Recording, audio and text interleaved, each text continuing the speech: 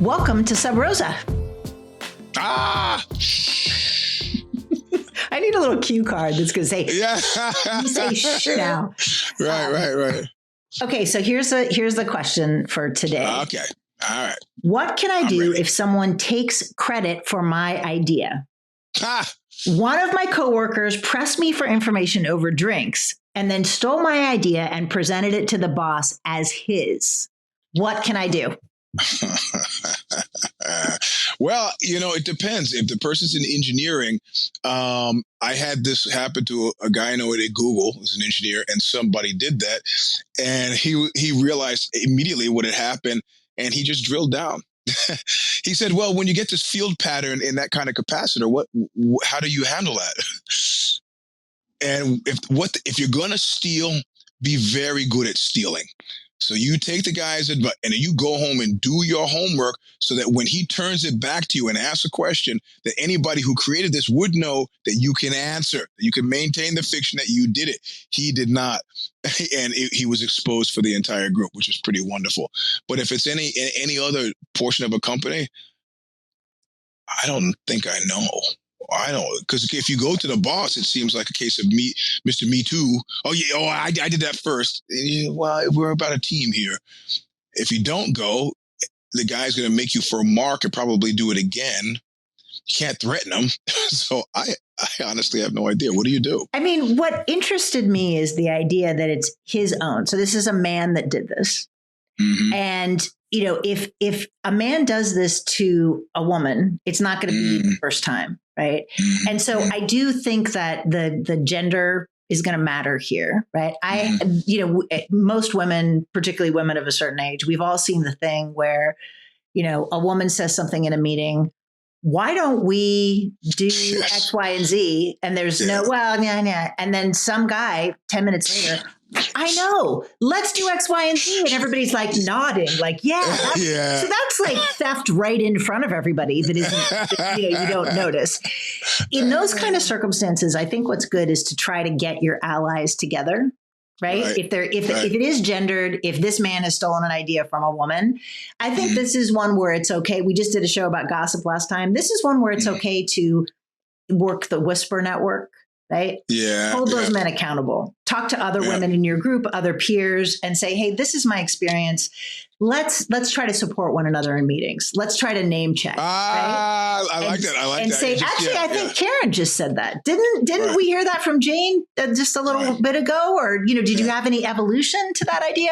So that's one thing, right? Is to be mindful of the gender dynamics. And if it's that guy, then try to get some other allies. And it could also be men.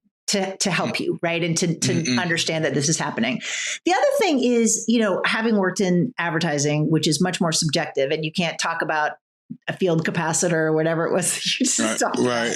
I was just making that up. I don't even know. That was good. I was buying it. But you can't get into that technical thing. I think is to recognize two things, right? One is a lot of times people will come to the same idea at the same time.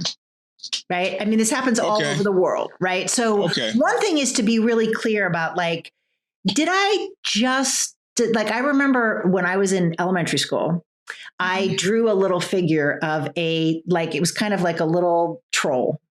Mm-hmm. And I felt very protective of this. And another little kid drew a picture of another troll. And it's basically the drawing was like, imagine, how kids draw a little ghost where there's just like a, line and then there's two eyes. It was basically that, only it was hair instead of a sheet. And seriously, we're talking like 7-year-old. Another 7-year-old drew the same thing. And I was like, oh, she is so copying me right now. Right. Recognize that, maybe you just drew the same thing as somebody else, right? It might not be, your idea may not be that revolutionary, especially if you're working in a team. Sometimes things can bubble up simultaneously. So one, be rigorous with yourself. Is this really a unique idea? And was it really yours? And then I think the second thing is just, you're right. You can't really go to a boss, particularly if you're working in something like advertising where there is supposed to be a collaborative spirit. What I would suggest doing is never talk to this person again about any ideas that you have and just wait. Just wait, right? Because, I have had people steal my ideas. I had a situation where I wrote an article about some IP that I had developed for work. And it wasn't completely unusual, but it was pretty good, right? And I used it extensively. And then when I left that job and started doing consulting, I used it with my clients. And I had a name, I had a process. It was something that I used in my consulting business for a couple of years. When I was at the agency where I was working, I had written an article about this and wanted to get it published. And the owner of the company was like, yeah, no, I don't think so. It's not, we don't want to give away our secret sauce. And I'm like, okay, well, it's not really our secret sauce, but okay. 2 years later, I open up Inc. magazine. It's my article under his name. Oh, man. And it was one of those things where it was like, he technically owned it because it was a work product that I had done there. And that was part of the agreement that I had. And you know what? If he'd published it and just name checked me, it wouldn't have bothered me.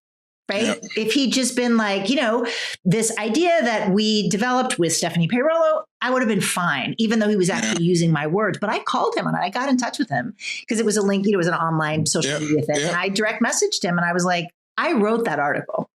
Yeah. And his response? His response was aggressive and unpleasant. And I thought about it and I was like, you know what? I'm going to remember this. Right. Yeah. And I will just say that in the intervening, that was years ago. I have written many, many, many words, some of which have been published. He has written no words. So, of course, it's like, okay, so whatever. But I do think that the idea of recognizing there's probably not a lot that you can do except learn to be quiet. Like I have never signed an agreement again that says that my IP belongs to anybody but me. Right. Also, there's a guy, and I call Barry, who is a Vietnam vet, and his mission operation specialty, if that's what you call it, I think it is for the Army, MOS. He was a mechanic. And I don't know what you know about helicopters, but typically for every hour of flight for a helicopter, you need 10 hours of maintenance work to keep it. I mean, it's a machine trying to throw itself apart. So he would repair a helicopter, which were necessary for battlefield action in Vietnam. And he would go into his commanding officer's office and he'd say, hey, Barry, how you doing? Yes, sir. Sir. He goes, I fixed that Huey out there. He's like, oh, great. He goes, no, I fixed that Huey out there. He goes, oh, yeah, cool. He goes, I fixed it. He goes, okay, Barry, okay, Barry. And he'd go back out, and he'd wrench on another one, and he'd come back in. It was like, I don't want there to be any confusion. Like those 4 helicopters that just made that run, whatever kind of military thing that they were doing in Da Nang or I was responsible for that.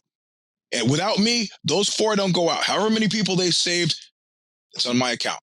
And he just wanted to make sure, like, no, this, softly carrying the big stick. Nah. But you know what? Women are socialized not to do that, right? To not tout. And one thing I think kind of the ideal is the flip side of that. And it was at the same agency. I worked with a woman who I still sometimes work with. And she came up with something that was like genius, right? And we came up with it together. And I was referencing it to a third party. And I said, she came up with this idea. I sent her the draft. She crossed it out. And she said, we came up with this idea. Nice. Right? That's why I'm still working with this woman many years later. Yeah. That's why I'm like, oh, we need to hire someone else to do this. This is who I'm going to call. You want to be that person, right? Yeah. You want to be that person.